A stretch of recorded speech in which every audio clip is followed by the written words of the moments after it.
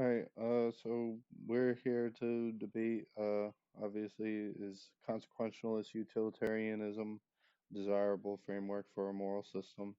Uh, I'm going to be affirming that.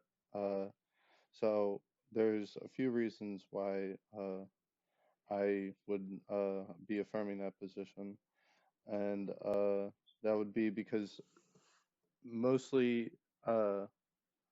most other moral frameworks would attempt to abide by the same uh, goal as consequentialist utilitarianism because the goal of it is to value the utility of the outcomes and to maximize the well-being. All moral, not all probably, but most moral frameworks would attempt to do this in their own way. Consequentialist utilitarianism just focuses on the outcomes and maximizing the utility of those outcomes to establish basically a desirable end goal.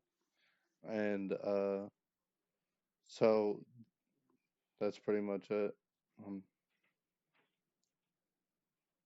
Okay, if you're done. So I am on the other side for some very simple reasons. Both consequentialism and utilitarianism are gateways to moral monstrosity. When you combine the two, then you end up with a many-headed hydra of aberration, unless we are going to qualify it to the extent where we have essentially done an invasion of the body snatchers and we're not actually using consequentialist utilitarianism to guide any action in any meaningful way, because consequentialist utilitarianism focuses, as my interlocutor has already conceded, on the greatest good and only on the consequences. Now, utilitarianism fails precisely because the greatest good is the easiest way to run roughshod over any semblance of individual rights. Whenever Jeremy Bentham extended this to the greatest good for the greatest number, individual rights took another hit. And whenever Peter Singer extended this to animals, individual rights further retreated, and his intellectual successors, which make even Peter Singer cringe, continue this job. There is nothing inherent in consequentialist utilitarianism, greatest good for the greatest number, and purely based on consequences, to not feed a utility monster. It may even be credibly argued that you are mandated to feed utility monsters because they produce so much good and other people's suffering is so much less. Or the inverse of the utility monster, for instance, in a society in which human sacrifice was practiced, consequentialist utilitarianism would most likely mandate the continuation of human sacrifice as a religious ritual.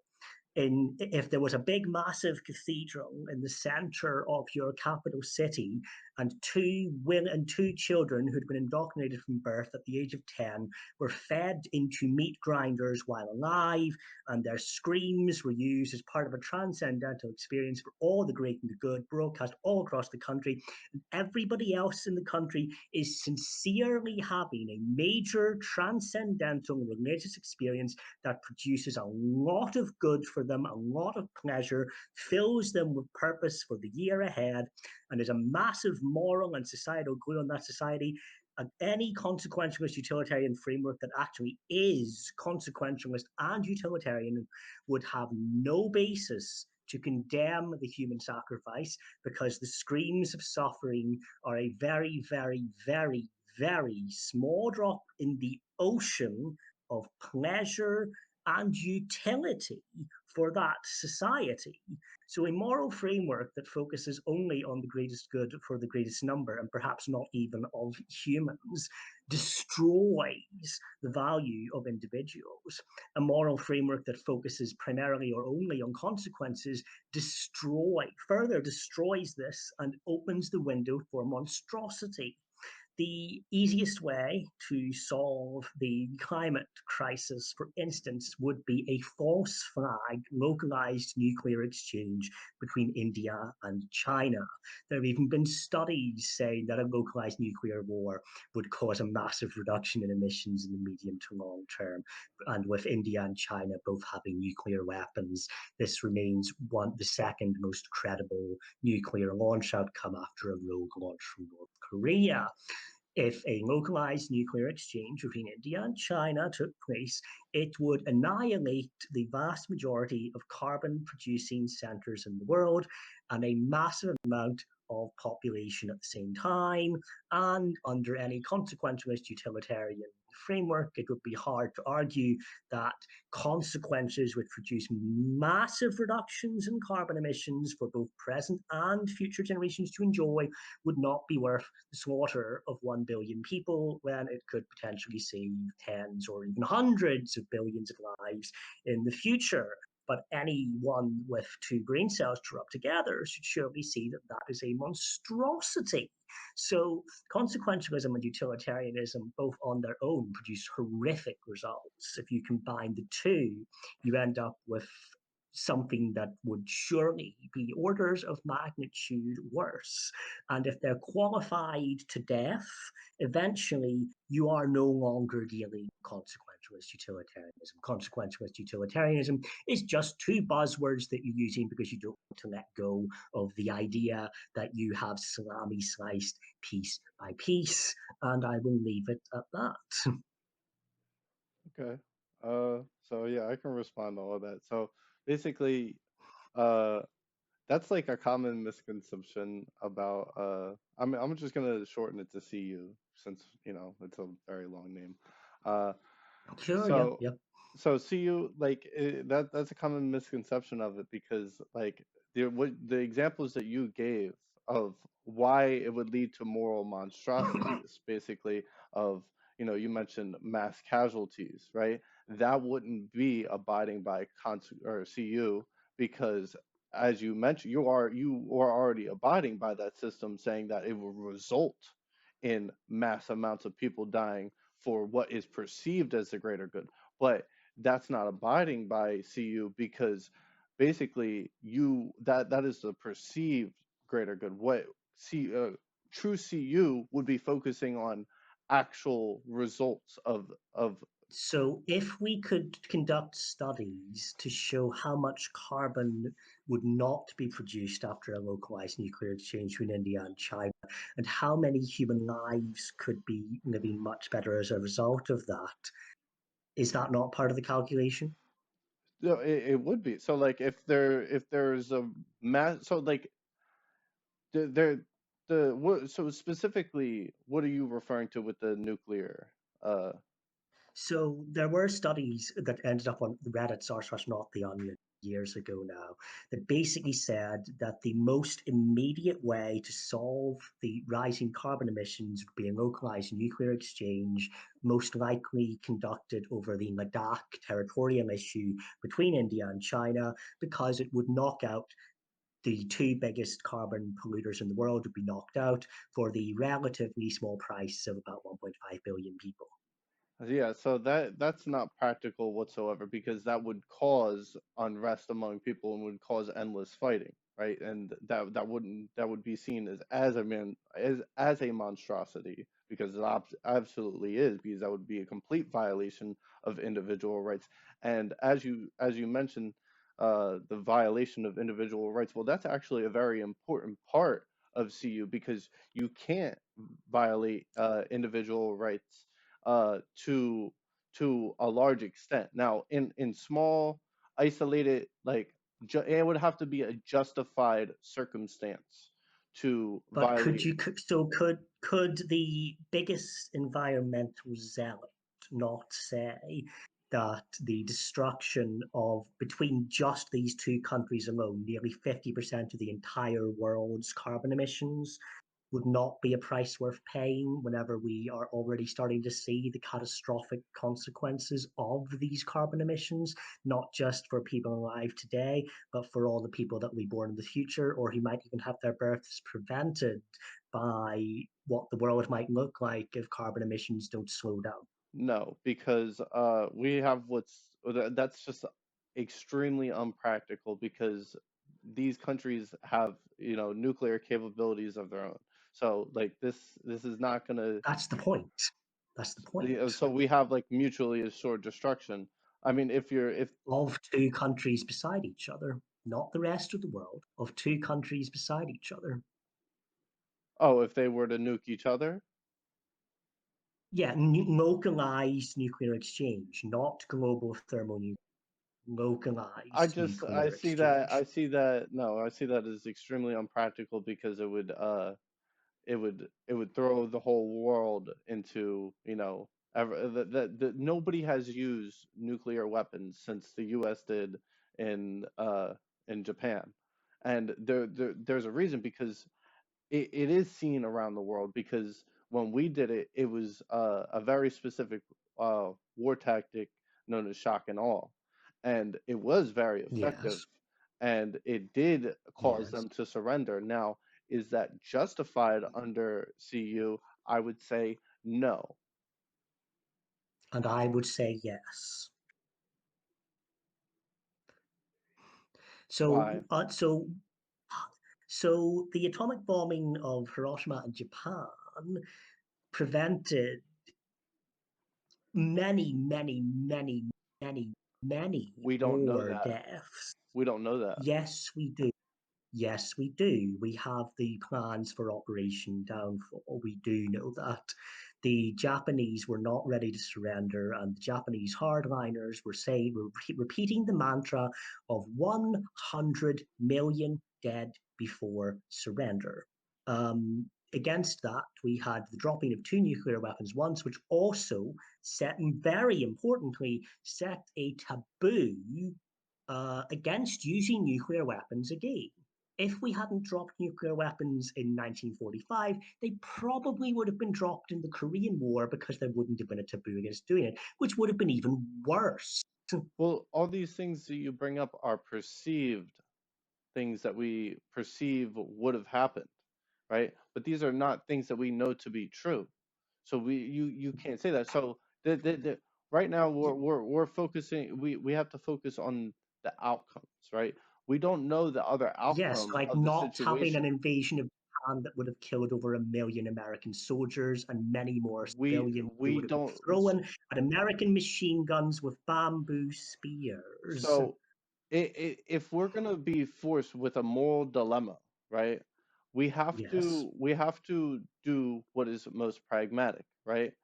And in doing that, that we depends. right, well, we don't always we're not my point is we're not omniscient to the point where we can know basically what would have happened if we had chose the other decision, right? So We can possibly usually we can often make a very good we can often make a good guess, and a guess that's quite reliable and that we have no reason to believe wouldn't happen. Just because we can't go back in time and prove it doesn't make it less reliable.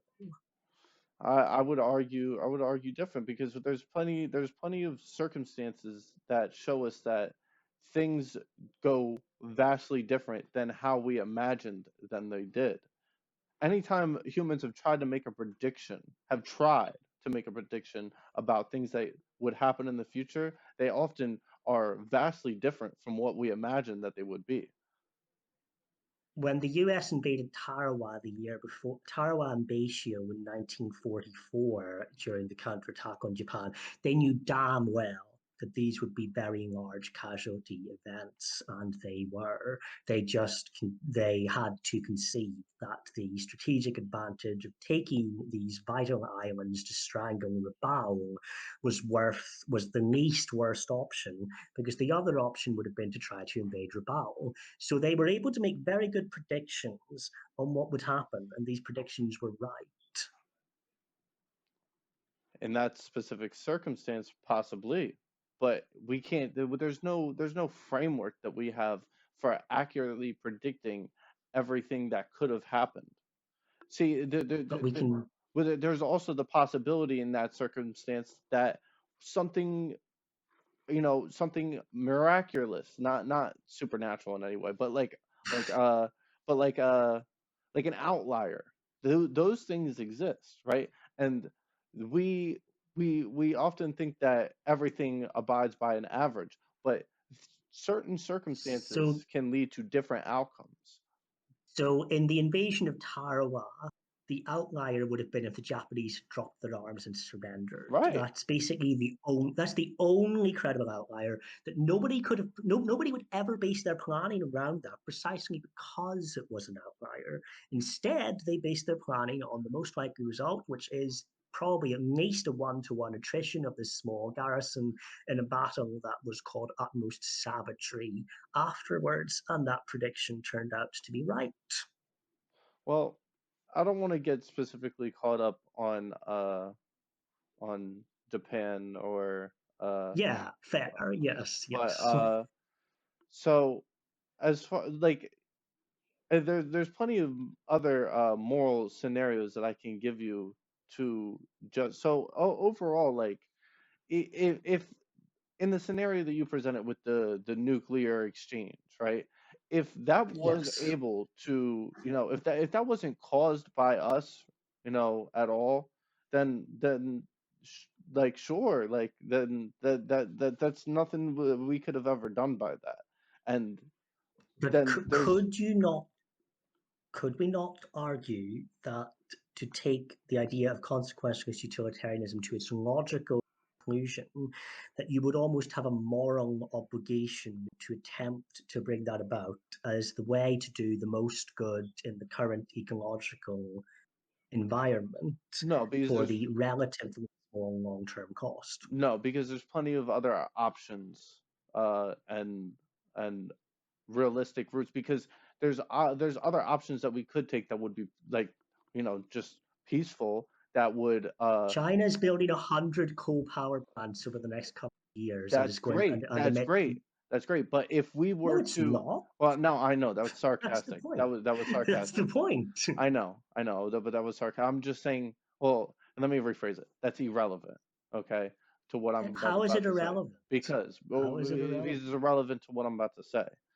It's irrelevant because there's another outcome that you're not considering, where if we were able to resolve this peacefully and protect individual rights in the long term, that outcome would be greater. And in CU, that is the outcome that we would value, where individual rights are respected and we are able to solve problems, because respecting individual rights is core, it goes into the outcome. If we don't respect individual rights and we solve a solution, then we have that is a net negative to the overall outcome, because you have Under any utilitarian framework that is actually utilitarian, it is not necessarily a net negative it absolutely because is. an individual's rights being violated and the displeasure of an individual's rights being violated is often worth considerably less than all of the good that the action violating the rights in a utilitarian framework produces. Utilitarians aren't proposing the violation of individual rights for fun. They are proposing the violation of individual rights for the greater good. And that is a core And tenet of which basically any utilitarian yes, framework yes. works. So I don't see a problem with that, because we already do this, right? So like, should we And have that's bad. why should we have not killed caused Hitler to commit suicide? Should we have valued Of his course we should individual have. That's rights? a war. But no, That's a what do you war. mean that's war? What do you mean that's war? Well, Sometimes you have to produce, sometimes you have to take the path of the least worst option. that's yeah, And that's CU. That's CU right there. That's no, it's not. See, no, it's not. It's the basis of almost any moral framework. So, yeah, pragmatism. any moral Pragmatism, framework. being Yes, practical. yes, which is not consequentialist utilitarianism, Well, because consequentialist utilitarianism. you don't you can you can be pragmatic and CU, because CU is about focusing on the outcome, right? So if you're focusing, if you use, that's just, pragmatism is just a tool to to come to decide on an outcome so that you don't end up at a standstill when making a decision. What does that like? I'm not even Like so like you don't probing here. What does that sentence even mean? so like basically so that you don't end up in a moral scenario where you're like, oh, I don't know what to do, because you can't fully be knowledgeable of what to do in every scenario, right? So all we can do is be as practical with our decision making as possible and make go Well, then and by this point your starting point is no longer either consequentialism or utilitarianism. It is purely pragmatism, surely. no, well, that's a core part of CU, because in order to use it, it is very helpful. It is a tool. CU is But just I mean, about there's nothing in CU that says that you can't use pragmatism to focus on getting a better outcome. Because if the goal is to get a better outcome, then efficiency is also a part of that in making moral decisions, right? So I so how many? if I stay indifferent to everything, then I'm doing no good. So I have to use No, but pragma. yeah, but Well, then but if I yeah. don't use pragmatism, then I can't make that decision. So it is Well, essential. yes, you can. Yes, you can. Plenty of moral frameworks don't use pragmatism and say that How it's would right I?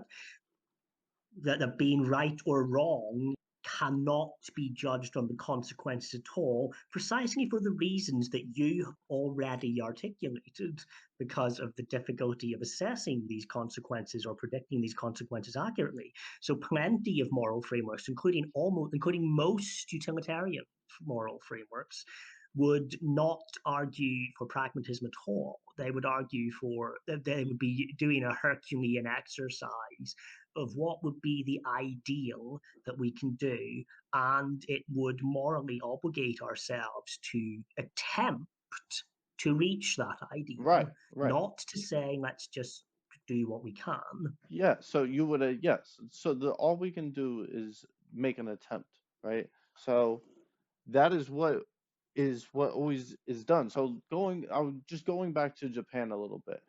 When I say that under CU it's not justified, it strictly speaking, right? But if we apply pragmatism, then yes, it is justified, right? Then you've inverted your own position, Well, I'm because afraid. that, but no, I'm not. I'm not, because I am basing my decision off of the outcome, right? The fact that I see that there was no more conflict, right? I don't know what the other conflict could have been, but practically So the speaking, I so see that there you is no only more have the conflict. benefit of you only have the benefit of hindsight. If you were Harry Truman, unable to predict whether there would be more conflict, would you be justified in doing it? If you were Truman, If I was unable to, well, I mean, everyone yes, is unable to. if you were Harry Truman in 1945, would you be justified in 1945?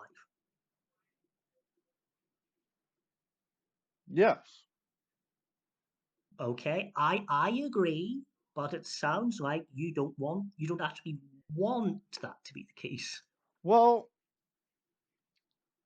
he's almost not justified because he didn't know that he wasn't basing that off of any sort of outcome. So according to Yes, CU, he was. He was. well, I mean, well, if he was basing that off of some sort of outcome, then yes. But if he's basing that off of some sort of reasoning or some sort Which of he was. hindsight, I guess you could call it. But he doesn't have hindsight. He can only do what he thinks is most likely to produce Well, the then yeah. Well, yeah, results yeah, that yeah, are yeah, yeah. desirable. Yeah, then yes, yes, because he has to be. Yeah, it's like the trolley scenario, right? Well, I believe that pulling the lever is morally wrong. I believe that that pulling. Well, let's just because sometimes it can get. So who's on what side? If you pull the lever, who dies? If you pull the lever, one person dies. I, uh, to be completely honest, I believe that the other passengers have a moral responsibility to physically restrain anybody who would pull the lever. Oh yeah, no, I would go further, I would pull the lever because we like there's a clear, we know that there's five people on the other side and that there's one person on the other side, right? So we have and that. that If we have that information available to us, we know that the outcome, if we don't pull this and it lever. is not it's not morally correct, in my view, for that one person to be a human sacrifice to make the person at the lever feel better about himself, which is what's going on at the end of the No, day. it's The way that the terrorists who tied these people onto the line, every single one of these people is a victim of terrorism, and the natural order that that terrorist has already produced means that that person, the one person, has a right to stay alive because he is supposed to stay alive. He has a right to live, and one that we should not be interfering with, essentially to make ourselves feel better. so, but it's not about us feeling better, right? Because the desire is for the goal, right? It's not about me at all. If I pull that lever, it's not because I want to feel better. It's because if I don't, five people will die versus one. And And if you I do, have the ability to make that one instead of five. So therefore I should pull the lever. you have you have the ability to specifically choose to kill one person who otherwise wouldn't have I died. also have the I ability condemn to save five. it. I don't care. I think it's for you to choose knowingly to kill someone who should not be going to die But then if and I who don't, would. but there's two options that we're presented with here. It's pull the lever or don't pull the lever, right? So I have the ability to pick both. Now I am forced into picking one because if I don't pull the lever, it will kill those five people. If then I am Yes. also just as guilty because I had the No, you're ability. not. Yes, I No, am. no, Yes, I no, you're am. not. No, you're not. Why No, not? you're I had not. the ability to stop Because them you from didn't dying. tie them to because you didn't tie them to a track that train was But they're there. already going to run over But they're those there, and people. I have the ability to stop it. You have the ability to choose to kill someone who otherwise wouldn't have died, and I think that's morally wrong. Would you push the fat man? I did hear about. So the fat man. Why am I pushing him?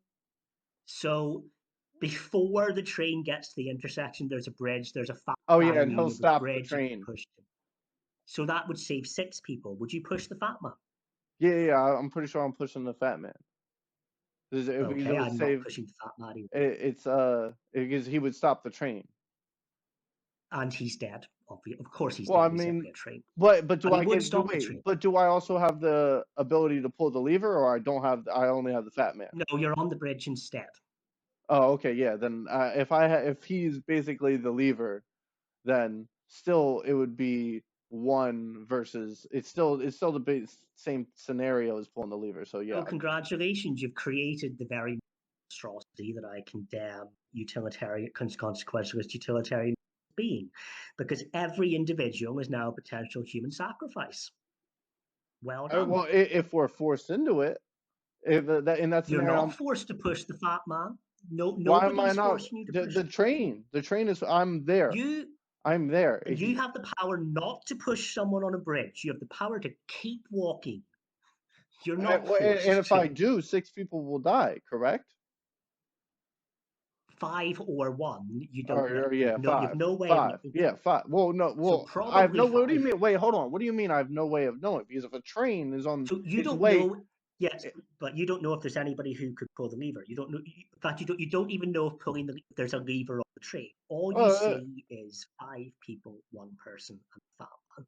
well, I mean, if I see a train traveling towards them at a speed where I believe that it's not going to be able to stop, and I don't see anyone that has the ability to stop it, I'm going to assume that those people are going Yes, to die, right? and that's a And reasonable assumption. Yes. right, so I would make a practical assessment of the situation, and I would find myself with a decision to make. So you would Do declare the fat man to be a human sacrifice to prevent the just trade. like the other person. Either way, I'm sacrificing. If I pull the lever, I'm sacrificing the other person, so it doesn't really matter. Well, congratulations. There we are. You've hit the Why does it matter though? condemn because How is humans that? have. Wait, how is that different from me pulling? Is it different from me pulling the lever? Well, I mean, there's people that say that it is, but I think they're wrong. I agree with you that it's not different, but I condemn both. So I do. I agree with you, but I do not believe it is legitimate.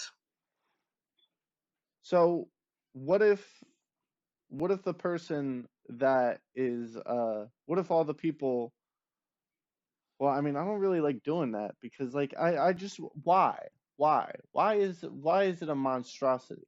Because Because human beings have inalienable rights to not be used as human sacrifices by other people.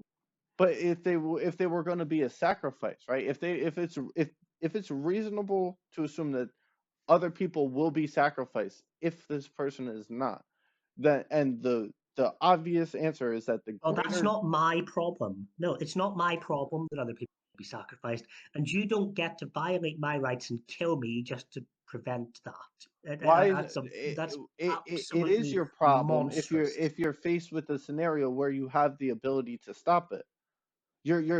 By being given the lever, you are given the obvious ability to stop the situation, or By to change killing it. someone who should not be done, but Well, by choosing to kill someone who otherwise would not have died, if we're which I gonna refuse to do. it's just because we're abiding. We have to, in that scenario. We're abiding by logic, right? We But because you're if not.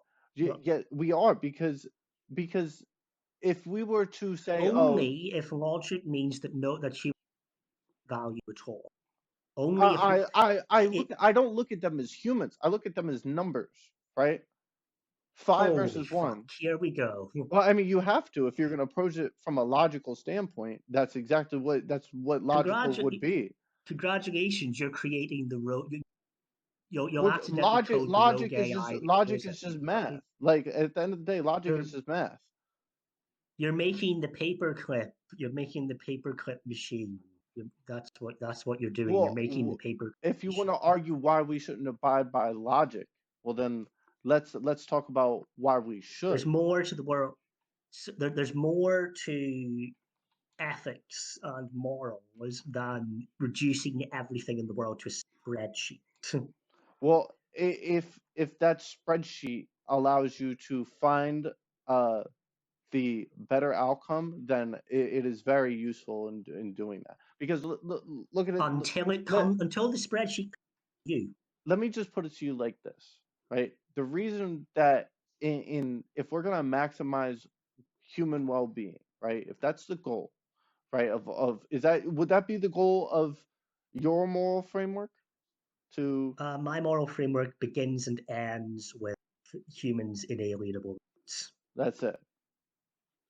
That's it. So then why should then why all right, so I mean, let me find another better example. So like should we kill like So, should we so you don't believe that like people that commit mass, like if somebody is out there committing a mass amounts of killing a mass amounts of people like Hitler, right? Do we not have the right to go and kill him? yes, we do. That's collective self-defense, That's and that's an self-defense. extreme. That's an extremist. That's also an extreme scenario in which the vast majority of people will. Whoa. This is not extreme. I mean, these things happen in our world. It's not like they don't happen. So the Hitler example is obviously we kill Hitler, yes, and everybody agrees. I'll have to say that they are making unprincipled exceptions to their otherwise moral system. For instance, again, to go return to the trolley problem, if it's a million people or one person, you have to pull the lever whether you like it or not. But in the classical scenario that's given to us, we are nowhere near that extreme point where you're forced to do. You are basically forced So into one if action, even if you if think it it was a would otherwise million be people, wrong. you would pull the lever. Yes, and I would feel terrible about Then it, but well, then that's you. no, it's Yes, it is. oh You're no, basing it's that not off the because outcome. it's so as I said, extreme scenarios produce exceptions, Well, principled or hold on. I otherwise, think that to that's a basically very help the extreme moral system. scenario. I think that well, if you think that intrinsic life is valuable, I also think that anyone about to die would be an extreme scenario. No.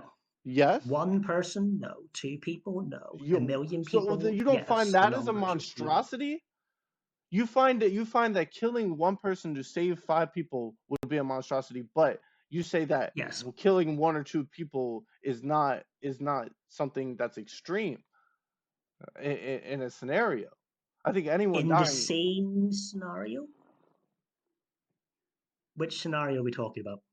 Well, this would just apply. I mean, most pretty much to everything, but like I guess we could relate it to the trolley problem. Yeah. So uh, we kill Hitler, we know this.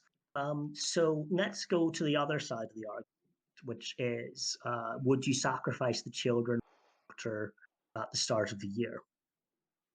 And why would I be doing this? So a society has a religion based around human sacrifice. They select people to be indoctrinated from birth into believing into getting ready for the sacrifice. Then at the age of 10 on New Year's Day, they all file into this big, massive cathedral in the center of the capital city, and these children are ground into mincemeat while alive. And as a religious ritual, that produces transcendental experiences that are very, very real for the people in the cathedral. It's broadcast nationally because it's part of the state religion. Everybody has these big transcendental experiences. They then go out with a renewed sense of hope and vigor and happiness, and it's a major source of social cohesion in that society that does genuinely seem to produce very good results for that society. Would you sacrifice the children? So I mean, if it was actually like well, first of all, no. You mentioned extreme scenarios. That I mean, come on, that's about as Two people? I mean, that's Two about it. people. There's nothing forcing them into that. It's if you were to say that if they don't sacrifice those children, that some asteroid would come and destroy them all, then I would say yes. Even though asteroids don't care if children get sacrificed. I mean, neither they don't. They were gonna say they were gonna die anyway. Why do you care if they're gonna die anyway? Why would you care? They're gonna get sacrificed. Why does it matter? So an asteroid is going to hit the Earth. Let's sacrifice all the children. Every month, yes, we would be sacrificed by the asteroid. Dear If God. you're saying if you're saying that that sacrifice would prevent every month the entire population being killed, I don't see a reason why not, because that would include that small child, wouldn't it? So yeah. So if it would actually prevent the population being killed, I would agree with you. You're saving Yes, everybody. that's what But I'm we're talking talking, about. yeah. But we're talking about a scenario where that's not the case. But Oh, if it that's is not a the case, then no. demonstrable. So it's a demonstrable statement of fact that much more good for humans, the humans in that society, much more good is produced than bad for the sacrifices.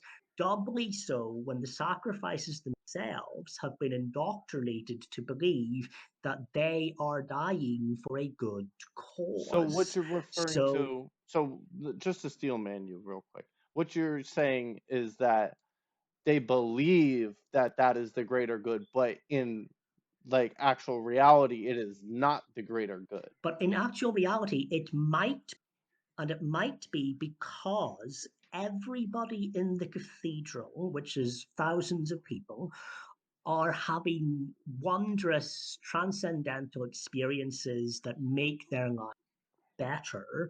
And on top of that, it's also a major religious festival for the whole These country are so that is like specific. uniting the These whole are so country. these are so specific things. Like like just I think simple moral like. dilemmas have to be a specific thing. Well, I mean, but these are never specific scenarios that have ever popped up ever. Like I like if somebody's having a religious experience, I don't give a fuck. That doesn't actually improve the quality of anyone else, just them But themselves.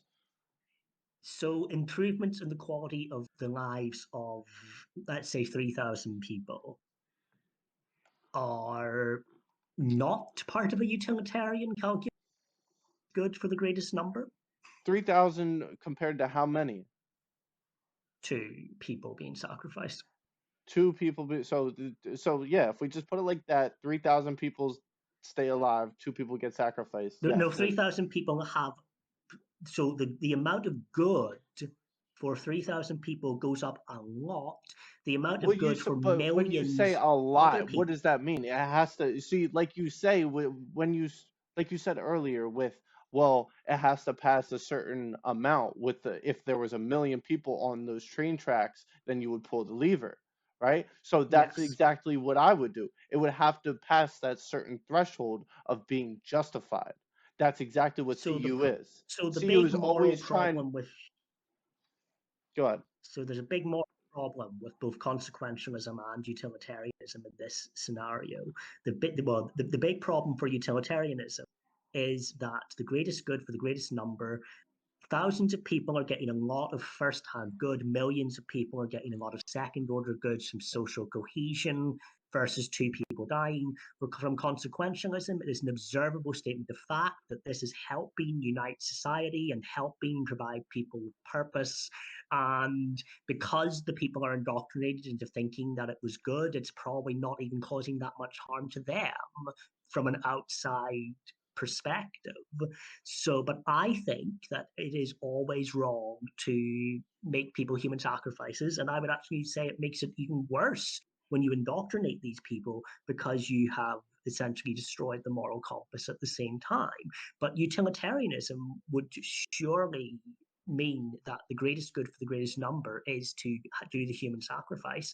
And consequentialism would also say that the human sacrifice has produced good consequences.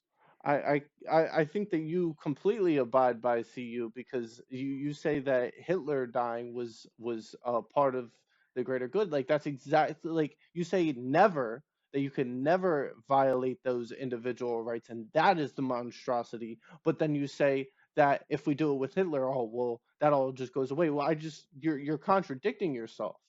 Well, the monstrosity is that consequentialism and utilitarianism both provide moral frameworks which systematize the violation of rights and basically say that human rights don't exist because, well, No. if we have to steal your home to, if we have to use eminent domain, we have to use eminent domain, for instance. So let's take the right to life out of it. I think eminent domain is a No, see, so. you're focusing on the things that lead up to an outcome, right? If those things that were being done, like eminent domain, lead to the outcome of the unrest or the quality of life of people going down, that would have a measurable effect and lead to an outcome that is not the desirable outcome.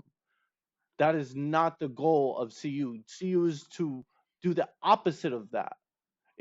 And individual rights is a part of reaching that goal or that desired outcome.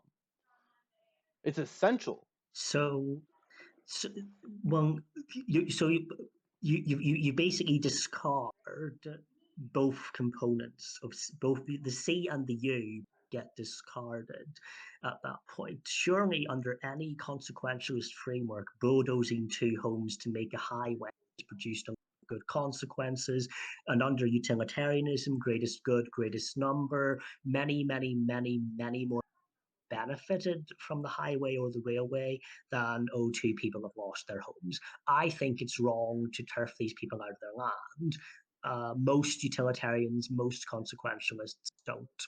See, but here's the thing. So if those two people are to lose their homes, Yes. retrospectively to this, the if the entire that doesn't the reason that wouldn't matter is because in in relation to the society that is not going to have an impact. If that's only two people, then what is it? It's the same thing that is any other moral scenario we're presented with. You're in that scenario, you would be assuming that more people are also going to be getting their homes taken, right? It is But not.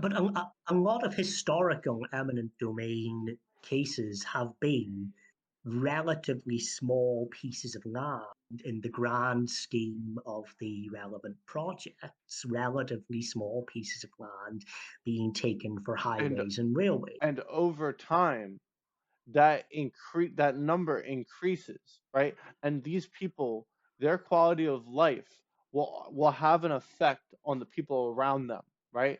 And it's like rolling a snowball down a hill, like a snowball effect, right?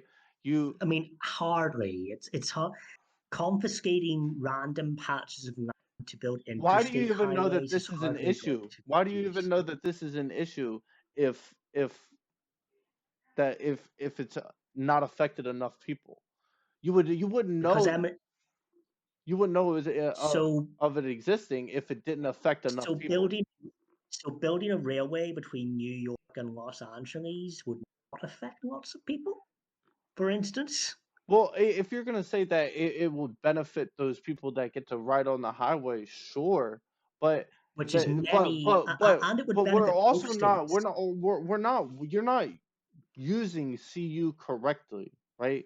I'm You're not trying to use CU. I'm trying to say that CU doesn't produce the results you wanted to produce well while you still credibly being called CU. well you well if you're what is your end goal? What would is for nobody to have their house have have a highway, and Ha- that so give yeah, your my scenario. end goal, my ideal state is that if you really want the highway that much, just build around it. Okay. But most people don't But because no, it's more but in expensive, it's CU, inconvenient. I would be absolutely for that because we that was a scenario where we were able to, if we have that ability, we're gonna do it. What if so? What if they say, honestly or otherwise, that they don't think they could build the railway since railways have more I don't care just what they say. barriers to I care entry? about what actually is. If they say, Okay, all so what right, if there's no so reason no, wait, let to me directly need answer that. it? If they say that it's gonna benefit and it actually has a net negative effect, then I no longer justify what they did. But But if surely they we say know. if it if they say it's gonna have this effect and it actually has that positive outcome, then yes, it's justified. And I disagree. I think the landowners should Why? have Because right to their that's land exactly that should no, not be but that's taken away exactly by the what you state. propose. That's exactly what you wanted. I believe that eminent domain should be severely restricted or abolished. I don't believe in confiscating private land to build public works Well, do projects they as a general also principle. That's a when wrong. It's a wrong that needs to be justified. It's not a good. in so but you have to present me with more options because you're presenting me with so you say they come to me and they say, hey, this is gonna have a a a positive effect. If I Yes, have and an option to choose a a greater outcome, that's the outcome that I want. If I accidentally choose the wrong outcome, then that was an accident. That I didn't that so that's it's not that. abundantly clear. So it would be so again in these eminent where they want to get from point A to point B as quickly as possible. Sometimes, whenever they're building railways, they don't really have any other options because they need to build the railway somewhere where it's going to be safe to lay the whole railway. So it's abundantly clear that the most good for the most people is going to be produced by making it as efficient as possible to get from point A to point B. regardless of whether there are a few little villages or homes in the way, they are so much less than all the people that will be positively affected by the railway and the highway. And nobody can really dispute that So unless we wait, expect the railway so to be unused. okay. So if here's the problem with this. You're saying that the most efficient way. So if the outcome is to if we build around them and the outcome is that everyone is is respected in their individual rights and that's what we do, what's the net what happens if we don't? What if I build a what if I don't build straight and I build around them? What happens? Well, usually it results in efficiency losses, and it could also produce a scenario at one point in the highway where you've built around it, where it becomes more dangerous for the cars as well. It could maybe cause auto So accidents, do we want to for respect instance, the as well. people, the individual rights of the people that drive on those highways and respect their safety? So you think we should? Well, I think that uh, the owner. Well, I agree with the guy in chat. Paying the owner of the land a fair price would be good, yes. But when eminent domain is used, it's when people do not want to move and they have an attachment to the land. They have an attachment to the home they might have built themselves or their father built for them, and they don't want to just be a pawn in a spreadsheet. They want to live where they've always lived. I think they have a right to continue living there. Who I has don't more of think a that. right? Who has more of a right? The person who, a person being safe, being able to be like have safe travel and not crash and die, or the person who wants to keep their house. I think the person who wants to keep their house goes to, and that should be respected, not And least you because you think that you're. people dying over property is I never not a said I think people monstrosity? died over. Well, that's I never really what it said is. It's people just died people. over property It's all rights. it is at the end of the day. We're just talking about houses. Producing a less efficient highway versus respecting somebody's property rights, I believe that the person's property rights should be respected and they shouldn't be sacrificed on the altar of the state wanting a highway from A to B. I don't think that's acceptable. Yeah. So I responded to what Affrontoni said in this head. So the rights of the owner keep the property to keep their property overrides the benefits of the group. Like that's the Yes, that that's the whole point of individual rights, is that they can be asserted against the entire world at large. That's the so point of individual rights. does that allow them to like how far does that go? Like can they discriminate against groups? No, because you have a right to. Everyone has a right to equal protection. That is a right. No, Equal the protection is a right. groups. Yes, groups have rights to equal protection, like men Like I versus want to women, for it. discriminate against people that want to build a highway in my area or over That's my not a house. group. That's There's a nonsense, group of and people that that want to drive over. that's a that's absolute nonsense, and that undermines the rights of equal protection of real groups that actually need them when we try to fit that round peg into that I square mean, it was a hole. hyperbole, but I mean, But it was to make a there are point. people that think that way. There definitely are. There's definitely people that think that way. Well, I don't want you to take that necessarily literally, but Fair, fair. uh, Um, I mean, I just think that property rights, like we're talking about what rights, what's the most important right? The right to live, the right to have property. What is the most important right? Individual right. again, well, one of the reasons why I don't like when people say the usual answer that's often given, the right to life, one of the reasons I don't like that is because it justifies turning the world into a global police state. Because I mean, as Obama's Homeland Security Secretary said in his visit to the Oxford Union in 2016. He said that he could build the safest city in the world. He knows exactly how he would do it. He would make the safest city ever. But he guarantees that none of us would want to live in that city because of how unfree and inconvenienced and regimented we would be. But would that be an almost inviolable protection of the right to life? Probably yes. And it's happened in the UK when Jack Straw wanted to allow people to be detained for 50 days with no charges, no trial, nothing. And that was opposed by the House of Lords.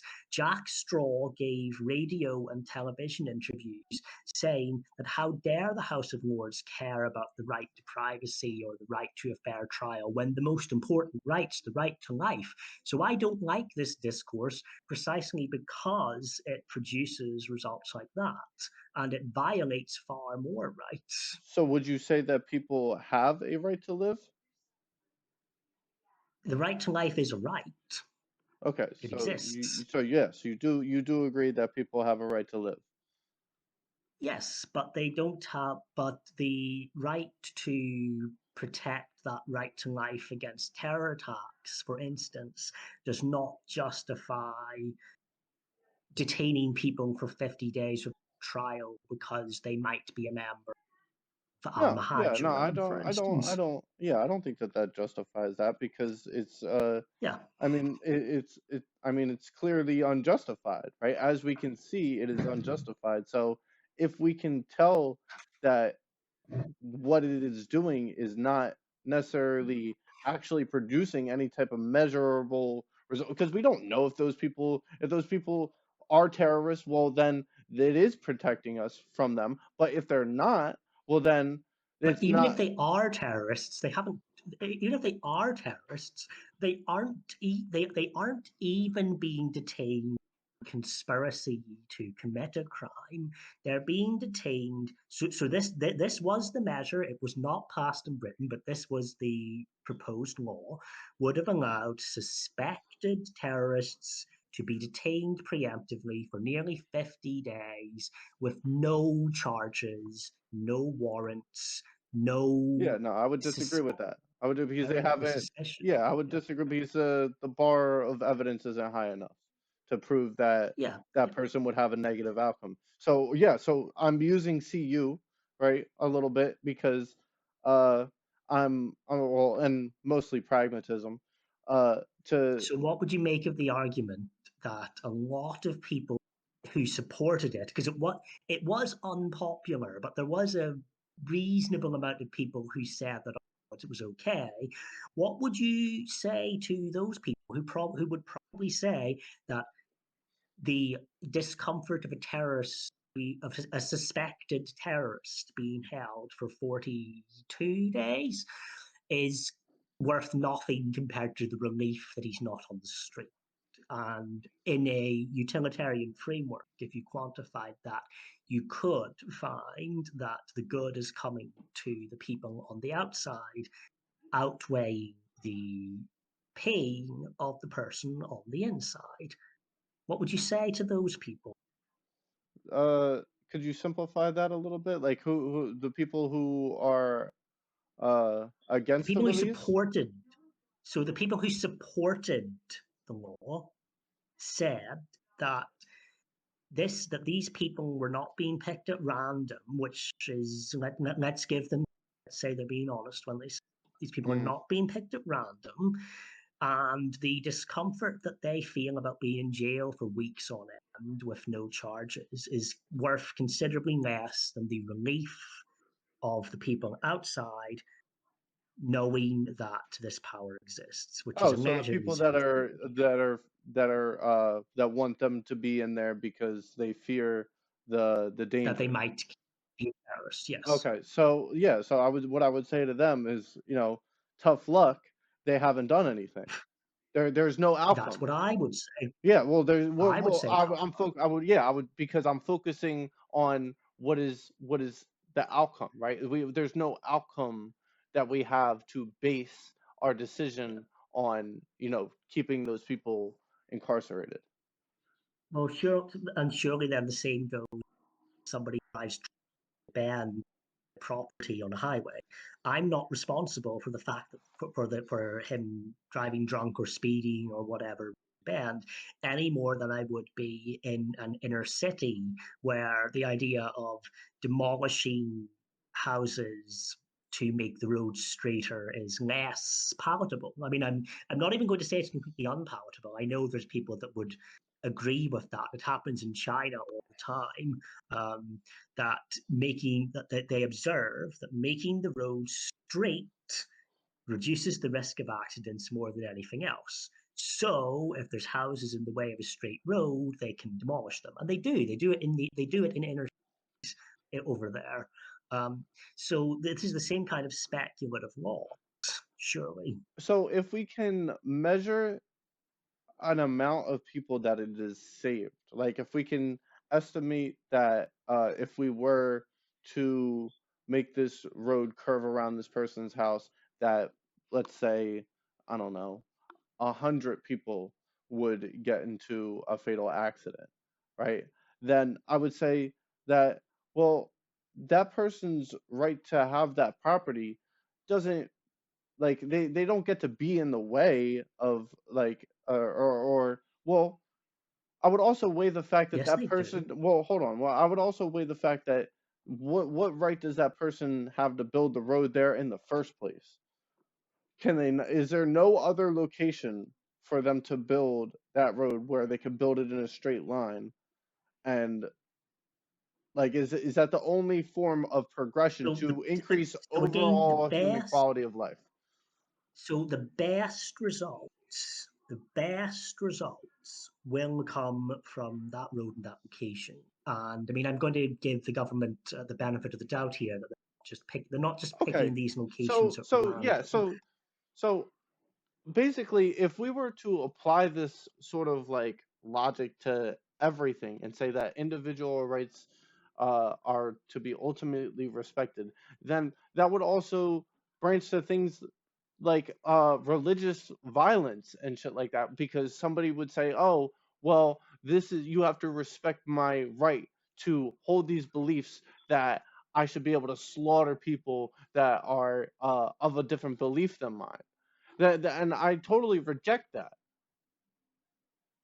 I believe you have the right to. You certainly have the right to think, but you don't have the right to act on it. Well, how many people have to die before we get to intervene and go kill that person? Give me an example. Like, let's say we got some Osama bin Laden, per se. Yeah, Okay, he believes that killing Americans is, good for him and his belief. Let's say, and just yes, simplifying, making my own example. He does the Twin Tower attacks. 3,000 yeah, people die. Do we have the right to yeah. go kill him? Of course we do. He's declared stopping terrorism is legitimate. Okay, let's give another example. Let's say somebody in a small neighborhood, some random kid, is radicalized by some religion, and he decides that he wants to go kill his best friend and stab him like 36 times in the woods, because he wants to sacrifice him to his god or whatever. Yeah, Do we yeah. have the right to go kill him? Well, if there's no other way, then yes, we do. So what do you like? I don't understand. Like, then. Because this person is an aggressor hell bent on violating somebody's rights.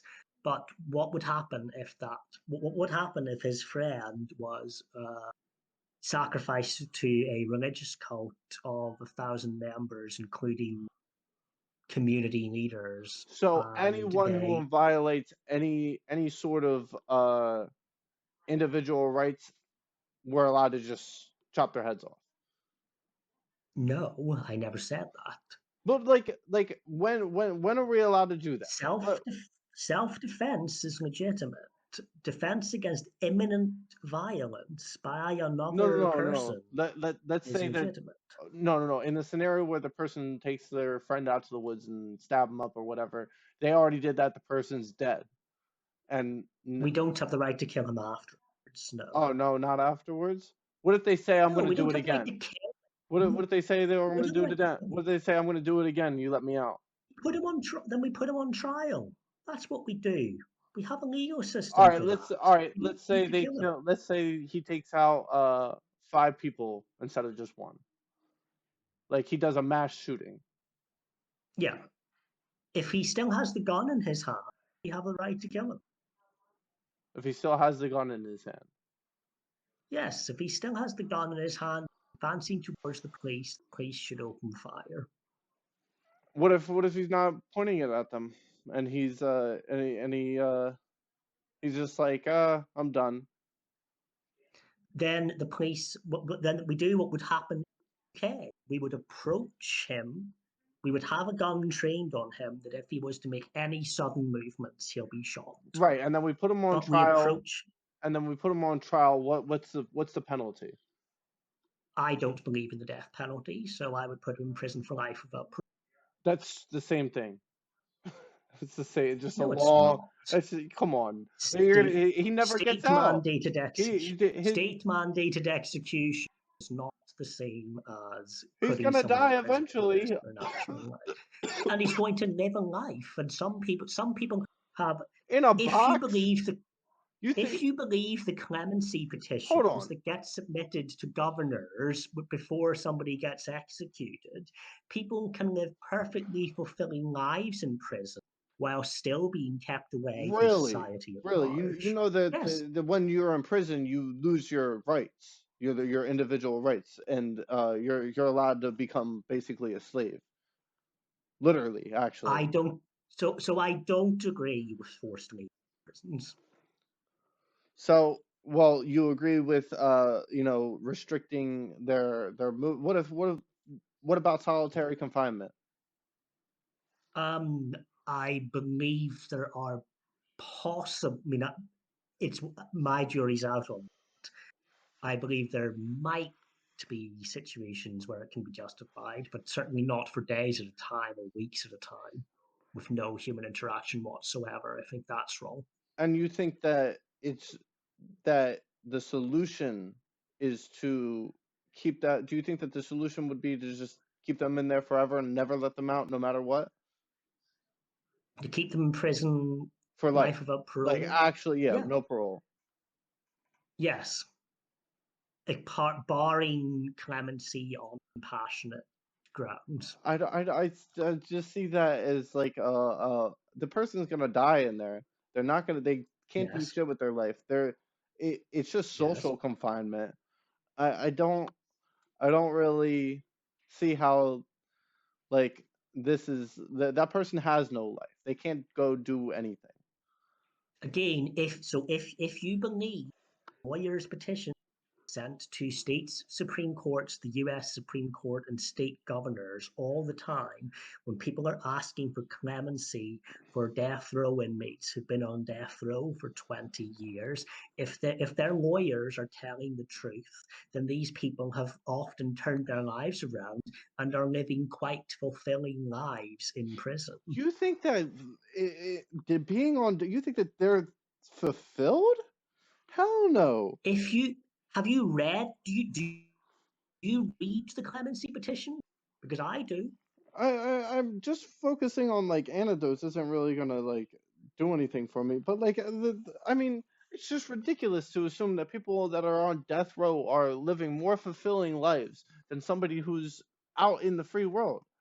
How could you They somebody can who's live a. They don't have to live more fulfilling lives. They have to live a fulfilling life, a life how do that you gives measure them self fulfillment? fulfillment. How do you measure that? So to take one of the recent examples, I can't remember which state it was, but this guy had allegedly 2 degrees. He was a mentor to other prisoners. He'd gone to prison ministry. He was a positive example. He was trying to make himself a good role model. But he accepted that he would never be on the outside and that he should have to pay for what he did, but that execution of him was wrong. Was he lying when he said that he had become a positive force in the prison, a good role model, a minister, a Yes. pillar of the community? Was he Yes. lying? Yes. How do you know? Because when people are forced into circumstances where they have no choice, that's exactly what they do. They become it's part of the psychological treatment that they face as an incarcerated individual. If they don't do what is expected of them, there's punishments for that. So But they don't have if they don't to show that they become. are a role model, if they don't display those behaviors, they're punished for that. They're thrown into solitary confinement. They're beaten by the guards. There's certain behaviors that are accepted in prison, and that's the only one that is accepted is the role model behavior that they expect from these prisoners. Now, eh, what was I gonna say? I had a really good point. Not necessarily, no. They just have to sit down and shut up and obey the guards. If you believe the claim out of death row inmates, these people put a lot of effort into being better people, repenting for what they did, trying to be a good example, getting educated, developing positive relationships on the inside. But Are they all of these people lying? yes, because they aren't having any measurable effect on anything except for them. Like we don't know that to be true because they haven't been able to display that. They've been incarcerated. What Now, what about all the prisoners that might come out from 5 year sentences, for instance, for robbery or something, yeah, and so somebody comes out and somebody can attest that this guy who is on death row was a positive force in his time in prison. He was a group leader. He a was a testimony, mentor. He a helped witness testimony. turn this guy's life around. Is I mean, he lying too? if you're gonna, so I'm not gonna focus on witness testimonies. What I will focus on is the 1/3 recidivism rate of incarcerated individuals. Now, if you feel that this is somehow giving these people fulfilling these people in some way to the point where they can become productive members of society, why is the recidivism 1/3? These people are not being rehabilitated. They're being left with psychological trauma, which is and multiple systemic things that face them on the outside because of their So incarceration. so should we keep them in prison for life? Absolutely not. We should actually rehabilitate them and not just lock them in a box and expect that to somehow bring them fulfillment. Well, that's what countries like Norway seems to work. Norway, you say? Yes, Norway. Yes, Locking people in a countries like box. no having their prisons modeled around Oh yes, genuinely yes, modeled yes, yes. I would be for rehabilitation. that. I would That's be what for that. countries like What I'm Norway do. referring to is mostly the U.S. with our approach at rehabilitation. As I'm doing quotes in my hands, uh, Yes, because understandably so. Yes. it is not real rehabilitation. It what if rehabilitation is What if not it's not possible? possible? If rehabilitation, I disagree with that notion 100%. Everything that we know about human psychology lets us know that it is possible. It's just hard, and we fail to understand on how to effectively do it so far. Is Because if Ted Bundy capable of rehabilitation? yes, everyone is because we have the ability to communicate. Now, as you get older and your brain becomes less cognition and you're able to do less things mentally, then you lose the ability to be rehabilitated, I would say. But the younger it is, the higher the likely that that person can be rehabilitated, absolutely, because Is Jeffrey Dahmer capable of rehabilitation? possibly, John Wayne Gacy? possibly, I don't know, I don't know, I we haven't think it's fair tried. to say it's very, very. We don't know. Hitler could have been rehabilitated. We don't know. Before he was radicalized and did all the harm that he did, all you have to do to replace Hitler with somebody else is just give them power. There's plenty of people who hold the same beliefs as Hitler There's plenty of did. people who would never have thought to actually annex Czechoslovakia There's and invade plenty of Poland, people who absolutely do think to do that that just don't have the ability to. which is what started the war. People don't to admit that it was not about human rights. It was not about any of that. It was I mean, about if you think that people don't invading actually Poland. want to do a lot of harm in the world, you're absolutely wrong. There's plenty of There examples that are we see. people that do. Yes, of course there are people that do, but I would say on balance, if you grab Joe Bloggs off the street, he's more likely to be a good person trying to do good than a bad person. Well, I feel like we're getting a little sidetracked here. I don't want to get too sidetracked. So let's As pose another Yeah, go ahead. dilemma that might be a little bit easier to answer, but let's see how it goes. You are walking on the street and you see a Charmony dove injured that cannot fly anymore as a young bird. So there's one sub question and then one question. The first is, do you pick it up at all? The second is, once the bird is picked up, it you have to feed it and nurse it back to health and put it in a cage. Now, eventually, that bird is going to grow up and it's probably never going to be fly. Do you let it out the window and try to get it to fly anyway? Will probably die. Do you keep it for life? Or do you just walk past the bird and never have to worry about that? If I walk past the bird, will the bird die? Yes, the bird will die. Then yes, I'm going to take the So bird. you take the bird, and so once you've nursed it back to health and it's probably not going to be able to fly anymore, do you keep it in the cage for life or do you open the window? Uh, I wouldn't open the window if the bird is going to die. If I thought Well, that the we bird was think it's going to die. Yes, we well, think it's going to die. if I'm confident that the bird will survive, then I'll let it free. But if I think that the bird is going to die in any capacity, then no. Okay, then the next scenario that came up in the same game was if you have was this person doing good? So somebody wants to get into the Garden of Eden, and he stows away on a ship in the Garden of Eden, and he because they don't check everybody's papers, he gets inside, he starts working, but he doesn't do very well. He gets caught and he goes to the leader of the Garden of Eden and he says, please let me stay. I sold my children into slavery to be able to get this chance to come here, make money with no living expenses, and maybe buy them back out of slavery. And that was because we were living bad lives where we came from. Was that person doing good or not? And should he be thrown out of the Garden of Eden? So as for was he doing good for the people that he was doing his actions, or he was trying to? I think you said better somebody's life. He was trying to save someone. If So he tells you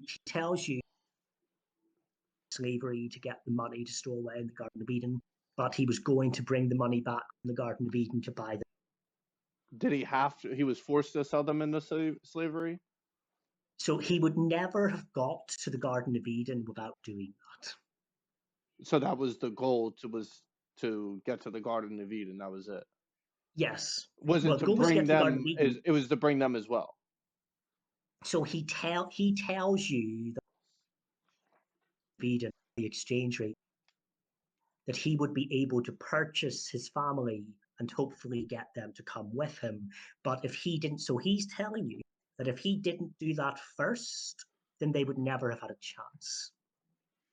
So I mean, if it's to bring them from a state of like suffering to Yes. eventually a state of like utopia, then yes, what he Yes. was doing That's what was he's saying. justified. But you said that he got there and he started running amok and doing a bunch of bad stuff. He wasn't good at his, and that's how he got caught as essentially an illegal immigrant. He wasn't committing crimes or anything, but he found it harder to get work because he wasn't actually very skilled. And then Oh, he gets caught as an oh, illegal immigrant oh yeah. Then no, don't throw because him they out. Don't throw him out. well, whenever I got to that scene, I said that the fact that you were prepared to sell your family into slavery to do this made this worse. But he was doing so only as like a temporary measure to increase their quality of life. So if in the event But if in the event that he was successful and he wasn't thrown out, then the end goal of them, if they were like able to eventually get to the utopia, then there would be no harm in that. Would you see harm in that? Because I don't. I would see harm in the many years in which his family are toiling away, being abused by a slave master, all while he's sitting pretty in the Garden of Well, Eden. what Yes, happens if I they're think. not in the Garden of Eden? Like before, like is Well, it? they're living a subsistence existence in a backwater somewhere. So it's not good nor bad. It's pretty bad. It's bad. Okay, so yeah, if it's bad, Their life is quite bad. okay, Yeah. yeah, if their life is quite bad, to get out of those bad circumstances, yes, it would be entirely justified. He gives his family an even worse life without them getting a say. But temporarily, He lives there. because he had to. If he could send them, then well, I mean, he shouldn't have did that, and he should have just sent them. But if the only option was that he had to go first, then Yeah, well, then because he'd only get the money for one. Yes, of course. he'd only be able to get one person in, and the rest would have to stay in Yes, slavery. himself. Yeah, so he only got the money to send himself, to smuggle himself through the proceeds of selling his family. Yes, But he has the ability by being in there to get them. If he wasn't in there, he wouldn't have the ability to get them out. and they would never have been there if he hadn't have sold them. But they would never have been able to get out. He would never been able to save up the money to send them to the Garden of Eden if he Yes, didn't. they would have had to. They would have lived the same hard life all their neighbors were living. Didn't think to sell their families. Well, then if he had no other option, other way to get them out of there and to get them into like a utopia, then yeah, like if the end goal is regardless, he's forced into it because they're living bad lives, right? So you Yes, they you are. start off with that, right? They're living a bad life, and if nothing is done, then it will remain bad. But there is an option to temporarily make it more bad for all good. And I see that as a more viable option than just remaining bad and just that's it. No, there's no progression in that. You're left in But just shitty circumstances. so it, but there's always a possibility that they could improve, and there's at least I mean, you're not starving to death. You're not living a good life, but you're not starving to death.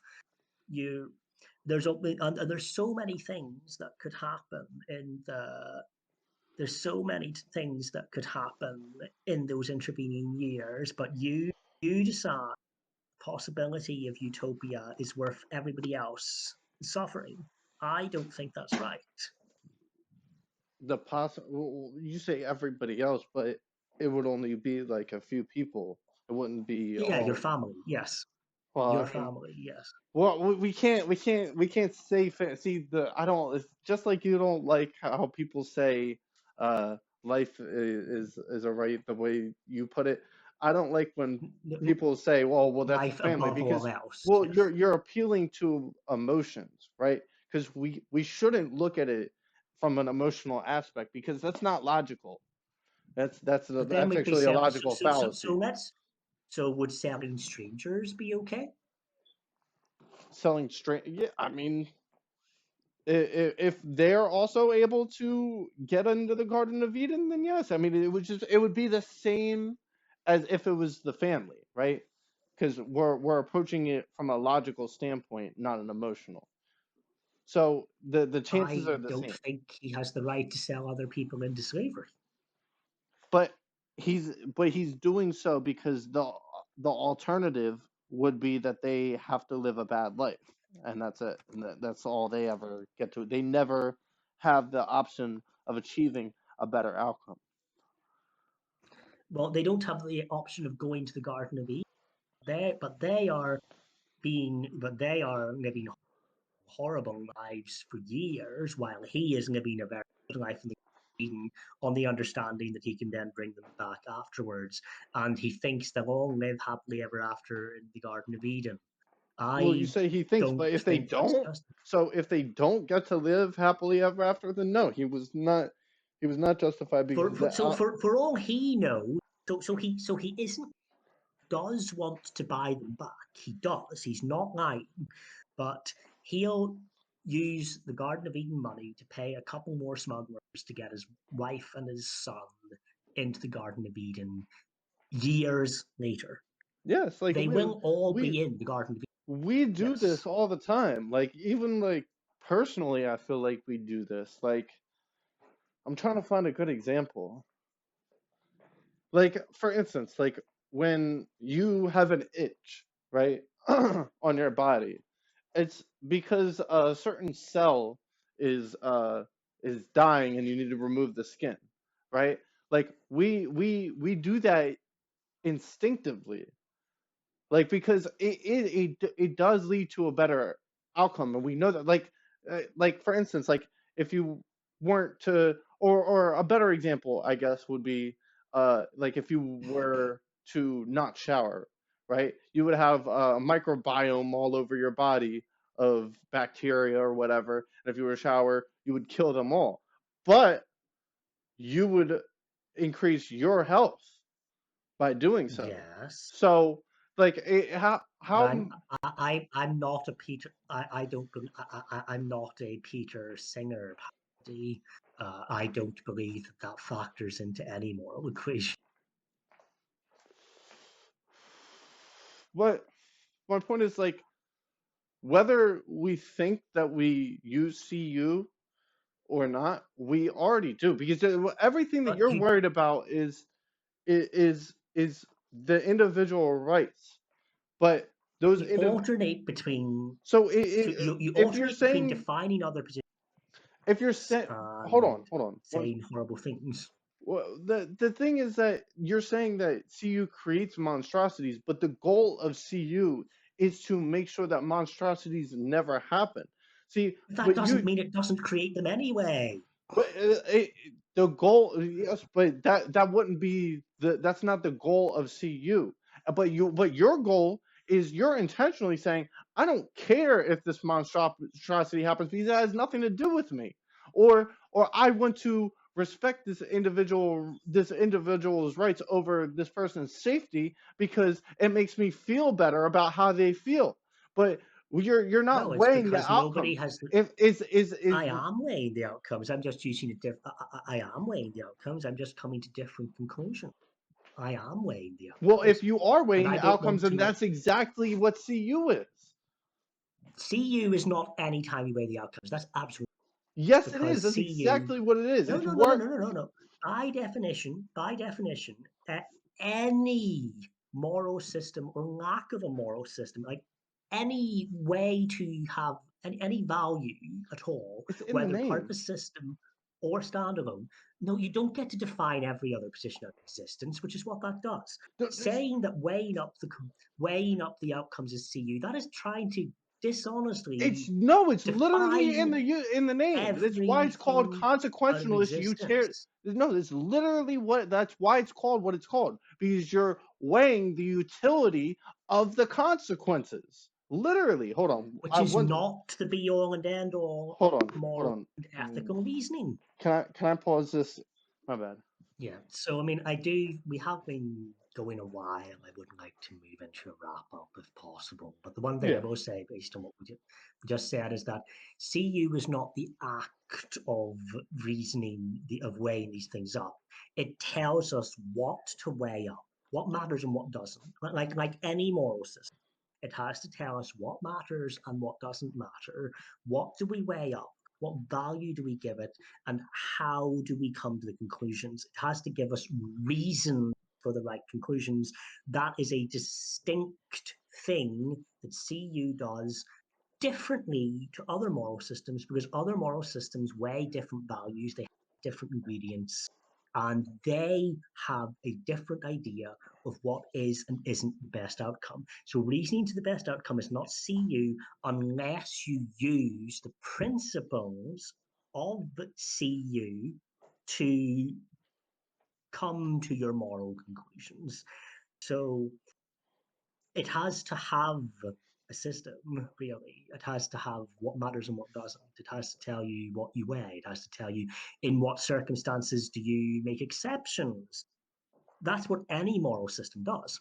So yeah, it does. So basically, what it does is tell you that you value the more positive outcome. That's literally why it's called consequentialist, because you're worrying about the consequences of the actions, right? Yes, And I understood. value the utility of that consequence being a positive net income, or however you want to say it, uh, to Yeah. But CU has to have an idea of what a positive outcome is, well, I mean, generally, and I not can name a other. few things. It's there's a lot of things that provide a positive uh, outcome. Uh, Individual rights is a huge part of that, right? Because you have to weigh these things together to determine and if an outcome is good. So when I look at an outcome, I will look at how it values the individual's rights versus the masses, and how that person's individual's rights will affect the outcome on the masses, basically. Which usually leads to the suspension and detention of individuals. Not usually, but in cases, it, it's it, it's necessary sometimes. Sometimes you just It does. It opens the door to the, in my view, yes, it opens the door to the yes. elimination I can of human agree. rights, I can agree. It opens the door, but I wouldn't say that it is a which is requirement. a which is a door that should be closed at all times, and but neither No, because consequential this is a slippery slope libertarianism argument. close the door. It's not a slippery slope argument. It's saying that there are certain compelling interests that would only be able to be abrogated in a very, very Hitler, for instance. I That it it opens the door, but it is not. It is only when that door needs to be opened, when it is a well, requirement no, to open that door. by definition. So consequentialism and utilitarianism, especially, like, once you use utilitarianism, you have to have a way to measure the good and a way to measure the number, and how you weight that and what counts as a good is what utilitarians disagree on. And essentially, utilitarian models will openly admit that when the good outweighs the bad, even when bad is present, you just ignore Oh, that and you okay. do it anyway. So yeah, That's what so utilitarianism does. right. So I see what you're saying here. So my argument to that would be that what I would consider to be a viable way to measure what is good would be empiricism. Okay, I'm very much an empiricist, uh, because we, I mean, it's been proven that we can use numbers are affected, uh, do affect like our reality. Like for instance, like if you do a calculation on how long it's going to take a flight to go from point A to point B, you can calculate how much time it's going to take, blah blah blah. But the fact that you can do that, you can use those numbers to increase, uh basically, like you could plan something out in advance that would benefit let's say it was a humanitarian flight to drop, humanitarian goods. The fact that you could use that empiricism would show that the numbers could basically help out the I'm looking for the right word here. Uh, But the vast majority of human experience cannot be reduced to numbers not reduced. It's not reduced. or quantified in any way, You can really. But no we to a do, but degree.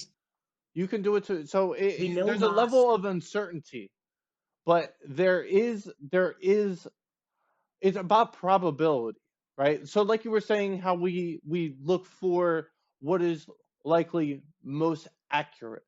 That is what I'm So referring to. we know mass joy when we see it, and we know mass sorrow when we see it, obviously. But I mean, empiricism is to these equations unless we are going on pale AI spreadsheet, which I'd like to think we're not. But if we are, then that's No, another monstrosity. no, I don't go full empiricist. Like I'm not like a eugenics guy where I think that like, like I am in favor.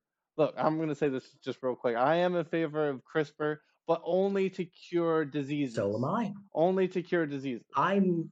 I think we have. I think we do have a moral to eliminate diseases that we can eliminate in a way that doesn't involve stuff like forced abortions. Or like I also would be against making designer babies. You know what I'm saying? Where it's like I would not be against making designer babies uh, when the making of that designer baby, like say using two embryos or something. well, I would If there was a just way, when I just refer to that, I refer to like let's say like your skin color. What is the optimal skin oh color? yeah, sure, yeah, You yeah, know what I'm saying? agreed, Yeah, yeah. That agreed, yeah, that yes, that yes, that's just too far. You know what I'm saying? Because we can use yes, sunblock. yes, You know what I'm saying? So, so like there is like we do align, I think, morally in some sort of avenue. yes, yes. We like unless you, I mean, unless you were Empire of Japan or we probably would align morally on at Yes. least some things. Yes, but no. But I guarantee you, Xi Jinping thinks he is producing good consequences and the greatest good for the greatest number, and he is doing by his Right. own internal logic. He might even be doing that, but he's still a moral monster. Okay, perfect. That's a perfect example, okay? Because I am totally against everything that Xi Jinping does. So this will help clear up CU, I think. I, Uh, I was hoping to like wrap it up in the next few minutes. yeah, So like, yeah, if you no, want to like definitely, absolutely. This give will me like be, a yeah, clarifying closing yeah. end on a This positive note, I think that would be good for both of us. Yes, so I'll close it out with this. So Okay. my Yeah. problem with Xi Jinping, right? So you mentioned that what he thinks is good is what he's doing, but in reality, as a third party observer, we know that what he's doing is not good and only good to what he Yeah. believes. It's a subjective Yeah. good. What I Yeah. One what of the problems in his one of the problems with dealing with somebody like him is that within the only system he allows to exist in the country, he is within the confines of that system. He is producing good for right people, even at the according cost so of yeah, so according to his moral system, correct? well, what he would allege is a moral system. Yes. Well, yeah, what he would call a moral system, Yes. yes. Yeah. So, but this is the issue. So that's the problem here. What he's doing is he's not abiding by CU. He's not abiding by consequentialist utilitarianism because he's using his own moral system. If he were to actually use consequentialist utilitarianism, it most likely would not have ended up because what he's doing is he's using a subjective view of what he views as good. What true U or CU aims to do is to get to what is objectively good. if it is objectively good, that is what a CU would do. Or that's what somebody who follows CU would do. Well, again, I'm not entirely convinced that we have the best ball workers, people like him, but I'm glad we disagree, at least within that model. But I'm glad we agree what he's doing is wrong. And I mean, we've been at this for nearly 2 hours. So I think I that was, might be a good note to end on, if that's okay with you. yeah, no, you're good. Leo, CU is consequentialist utilitarianism. I just Yeah. shortened it because it's a really long word. Yeah. Yeah, as it Uh, would be. Yes, yes, of course. but So yeah, I yeah, think go ahead. yeah, I think we've scoped out a lot of positions and been at this again for nearly 2 hours. So, Yeah.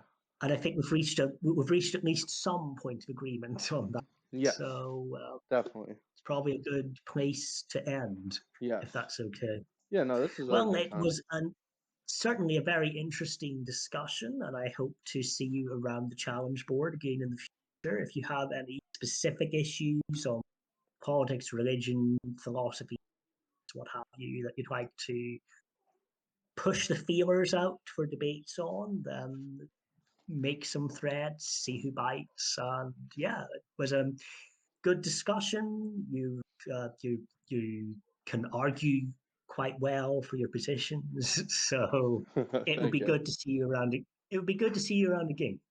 Yeah, thank you. I really appreciate this discussion. It was I value intellectual discussions, good faith discussions, because Yes, yeah. I value the productivity of it. And this was a really Mm-hmm. good Yeah, discussion, and I do look forward to speaking to you and yeah. everyone else on the server more. But Okay, yeah, yeah, it was definitely. great. It was great talking to you, dude. Okay, you too, and have a good Awesome. day. You too. Bye bye. Okay, bye bye.